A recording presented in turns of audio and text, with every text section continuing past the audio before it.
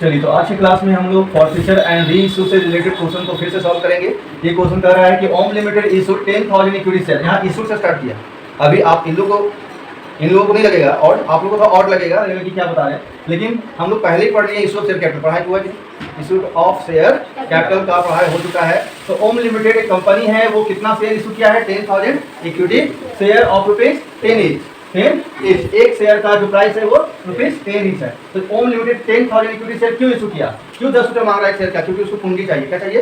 आप लोगों को पता है कि शेयर इशू करके कंपनी कैपिटल कलेक्ट करता है, पूंजी इकट्ठा करता है। तो 10,000 को गुना करेंगे 10 से, कितना होगा? बंद करो इसको। 1 लाख रुपया इकट्ठा होगा। कितना इकट्ठा होगा? नहीं, तो 1 लाख रुपये इसको चाहिए, लेकिन आगे लिख रहा है एट अ प्रीमियम। 2 रुपया प्रीमियम भी मांगा। 10 रुपया से कैपिटल बनेगा, 2 रुपया प्रीमियम के लिए भी मांगा है। तो 10,000 को 2 से इंटू करेंगे तो 20,000 रुपये प्रीमियम भी चाहिए। मतलब शेयर होल्डर को टोटल 1,20,000 रुपये भेजना है। सब शेयर होल्डर मिलकर भेजेगा तो 1,20,000, जिसमें 1 लाख रुपया कैपिटल अकाउंट में ट्रांसफर होगा और 20,000 रुपया सिक्योरिटीज प्रीमियम अकाउंट में होगा। लेकिन आगे लिखा हुआ है पेबल एट ₹5। अब ये 10 रुपया को एक बार नहीं मांग रहा है, 5 रुपया कहाँ मांग रहा है? कंपनी डिमांड कर रहा है कि 5 रुपया एप्लीकेशन में भेजो। मतलब 10,000 गुना 5, 50,000 रुपया एप्लीकेशन पर भेजने के लिए कह रहा है कंपनी। 5 रुपया अलॉटमेंट पे ब्रैकेट लिखा है इंक्लूडिंग प्रीमियम। तो यहाँ ध्यान देने वाली बात ये है कि यहाँ पर 3 + 2 हो जाएगा। इंक्लूडिंग प्रीमियम बोला है तो प्रीमियम कितना रुपया है? तो 5 में 2 रुपया प्रीमियम है, तो 3 रुपया कैपिटल है। नहीं समझे? यहाँ 3 रुपया कैपिटल, लेकिन अलॉटमेंट पर जब शेयर होल्डर पैसा भेजेगा तो 5 रुपया करके भेजेगा। 10,000 गुना 5 कितना? 50,000 रुपया। उसमें 30,000 रुपया कैपिटल में ट्रांसफर होगा और 20,000 रुपया प्रीमियम में ट्रांसफर होगा। यहाँ जा रहा है आप लोग का? ठीक है। और and balance first and final call पे, फर्स्ट एंड फाइनल कॉल पे बैलेंस कितना बचेगा? खुद देख लो कि एप्लीकेशन पे कितना मांगा गया? 5 और अलॉटमेंट कितना मांगा गया? एप्लीकेशन में 5, अलॉटमेंट पे 5, 5 कितना हो गया? प्रीमियम सहित है ना? तो प्रीमियम सहित 10 और 2 12 रुपये हो गया। तो 5 5 10 हो चुका है। तो और कितना बचा? अरे 5 5 10 रुपये मांग लिए ना एप्लीकेशन अलॉटमेंट पे, तो और कितना बचा? तो बैलेंस आप लोग निकाल नहीं पाएंगे क्या अपने से? फर्स्ट एंड फाइनल कॉल पे कितना रुपया मांगा गया है? 2 रुपया मांगा गया है। क्लियर? कि यदि आप लोग बनाते तो क्या ऐसा करते हैं कि यहाँ पर 3 रुपया लेते हैं, तो 3 मिले तो हो जाता है 5 और 3 8, तो उस हिसाब से 10 देना पड़ता है क्या?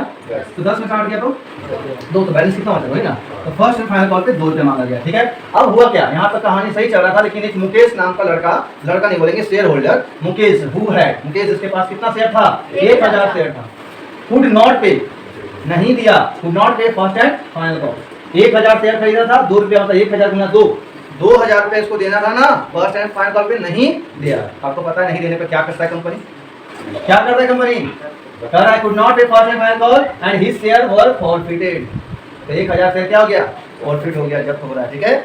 आगे आउट ऑफ दीज, 1,000 में से 600 शेयर, आउट ऑफ दीज का मतलब हो गया 1,000 में से 600 शेयर को कंपनी क्या कर रहा है? Partially.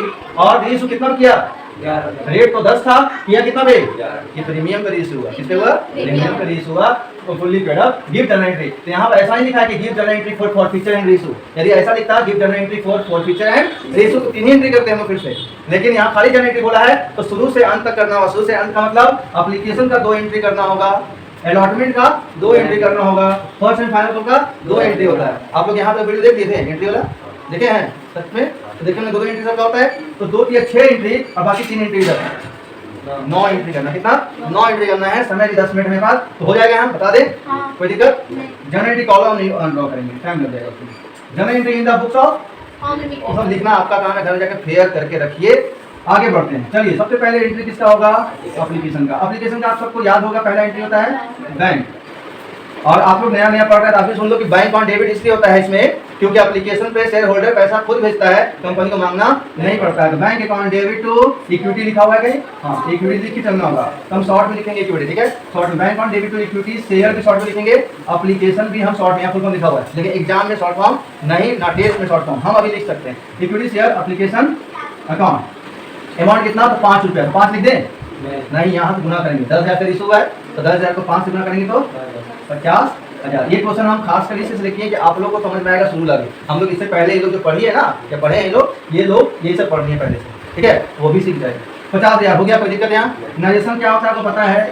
Being equity share application money, बस रिसीव लिखो। बैंक का एंट्री मतलब पैसा रिसीव हुआ, पैसा रुपया रिसीव हो गया। फिर पार्टिकुलर कॉलम बंद कर लेना जब कॉलम फिट हो गया। फिर दूसरा एंट्री होता है, 2 एंट्री होता है। एप्लीकेशन का पैसा आ गया बैंक में, बैंक में जब रुपया आता है उससे जाके क्या पार्टी कर ले? वो कैपिटल बनाने के लिए है। क्या बनाने के लिए? कैपिटल। इसको कैपिटल में ट्रांसफर करेंगे तो दूसरा एंट्री होगा इक्विटी शेयर एप्लीकेशन अकाउंट। ये जो क्रेडिट में था ना, यहाँ डेबिट में आता है, क्रेडिट में जो था ना वो क्या डेबिट में आया, और टू कहाँ ट्रांसफर करते हैं? कैपिटल में। कहाँ? कितना? वही जितना आया।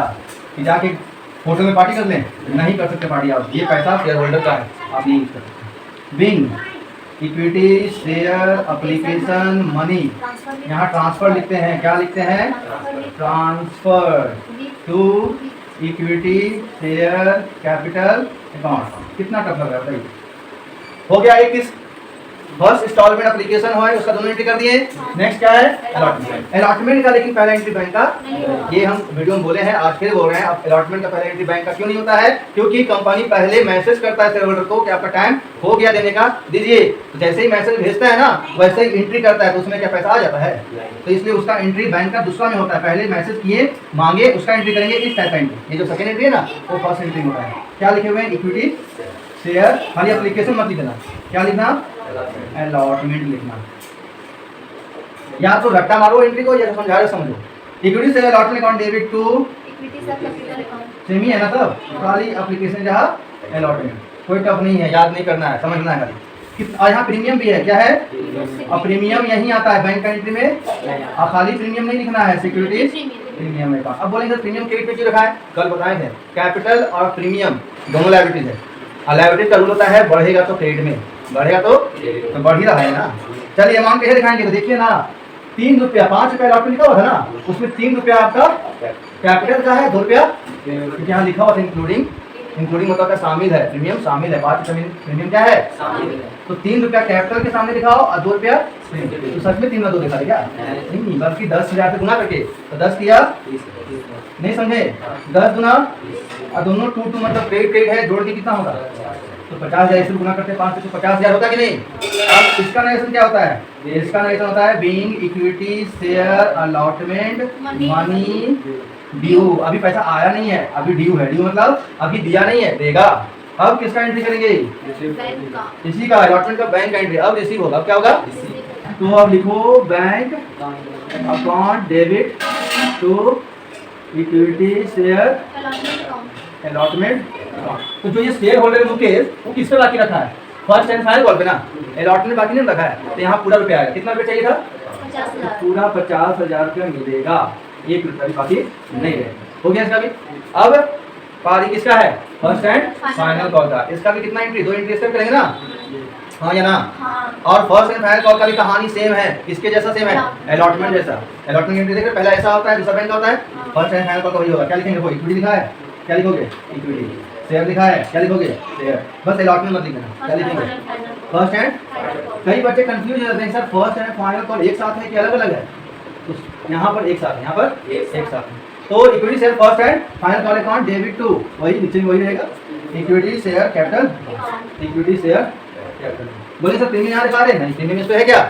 तो चलिए देखो, रेट कितना है? 2 रुपया और 10,000 कितना हो गया? 20,000 रुपये चाहिए कंपनी को, 20,000 चाहिए। Nation being equity share first and final call money due है, मतलब कंपनी को 20,000 रुपये चाहिए फर्स्ट एंड फाइनल कॉल पे, लेकिन 20,000 नहीं आने वाला है क्योंकि मुकेश नाम का शेयर होल्डर नहीं दिया पैसा। इसका जानकारी हमको कहाँ मिल जाएगा? बैंक में। कहाँ? तो एंट्री यही होगा, बैंक अकाउंट डेबिट और to equity share first and final call account. हो गया? अब बोलते हैं हाँ, आप लोग नहीं बोले पहले, इसमें बाकी भी है प्रीमियम बाकी। मुकेश नाम का शेयर होल्डर नहीं दिया। इस पे कितना देना था? इसको 1,000 शेयर था, 2 रुपये देना था। 1,000 को 2 से 2,000 रुपये देना था ना, नहीं दिया ना। इसको बोलते हैं कॉल्स इन एरियर। क्या बोलते हैं? आप लोगों को सिखाया गया है कॉल्स इन एरियर। और कॉल्स इन एरियर हमेशा बैंक वाला एंट्री में लिखाना है। बैंक वाला अब कहाँ? डेबिट या क्रेडिट? तो पूंजी घट जाता है बकाया से या बढ़ जाता है? घट जाता है। अरे पूंजी घटेगा बकाया रखने से या बढ़ेगा? कोई नहीं बता देगा, कोई बता सकता है देखो ना। हाँ, पूंजी घटेगा। ये जो मुकेश नहीं दिया 1,000 गुना 2,000 रुपया, इसे कंपनी में घट गया पूंजी या बढ़ गया? घट गया। पूंजी का नियम क्या है? बढ़ने पर क्रेडिट, घटने पर डेबिट। तो डेबिट कीजिए। तो कॉल्स इन कहाँ जाएगा? इसीलिए हम जगह छोड़े थे यहाँ पे, जगह इसीलिए छोड़े हुए थे, calls in arrear account debit. समझे? अब अमाउंट कैसे दिखाएंगे वो सीखो तुम लोग। चाहिए ना कितना? Equity share first and final call account कितना लिखा हुआ है? यहाँ पे equity share first and final नाम तो सेम लिखा हुआ है ना? कितना अमाउंट है? 20,000। तो 20,000 लिखा है।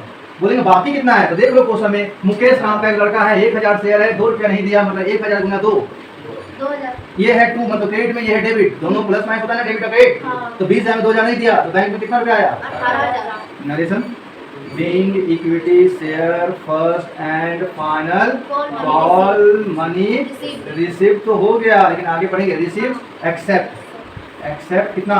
1000 1000 शेयर का पैसा नहीं मिला। एक्सेप्ट मतलब छोड़कर, एक्सेप्ट का मतलब क्या होता है? छोड़कर 1000 का शेयर का पैसा नहीं मिला। तो तुमको समझ में आया दोनों को?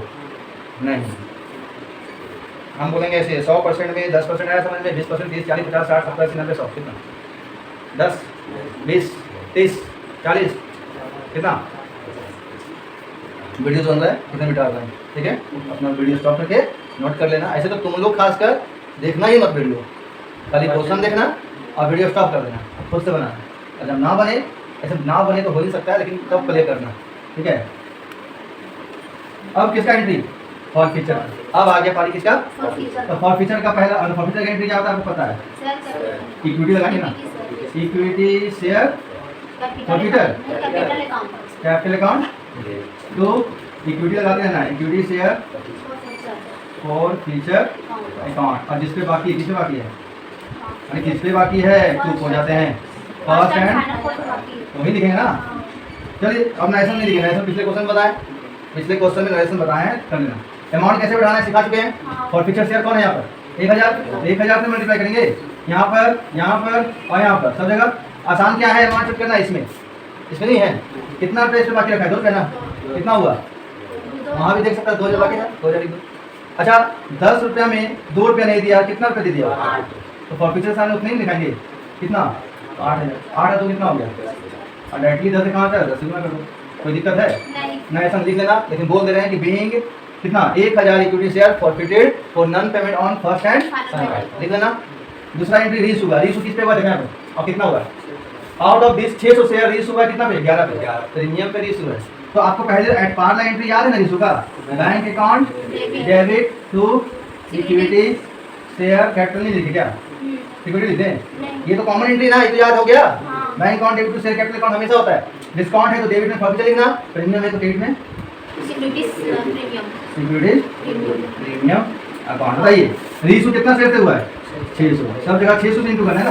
तो अभी हम सिखाए थे बैंक के सामने उतना से गुना करो जितना क्वेश्चन दिया हुआ है। कितना का रीसू हुआ है?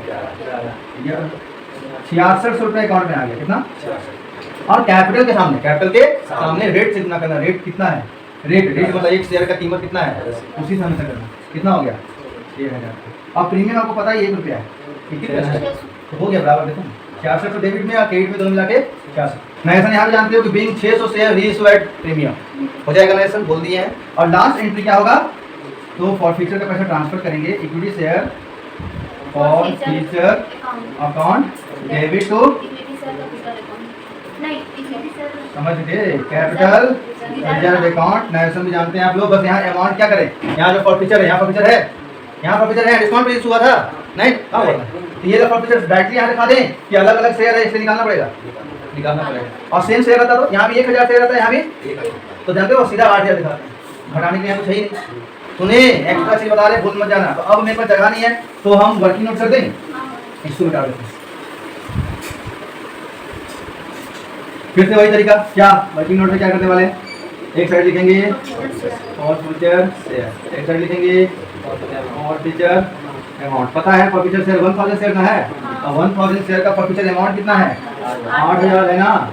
तो 600 शेयर का निकालना है ना, कितना होगा? x बराबर ये दोनों गुना हो जाएगा, 600 गुना 8000 और घटाना कौन आ जाएगा? 3 जीरो काटी दो, 8 4800 रुपये कितना?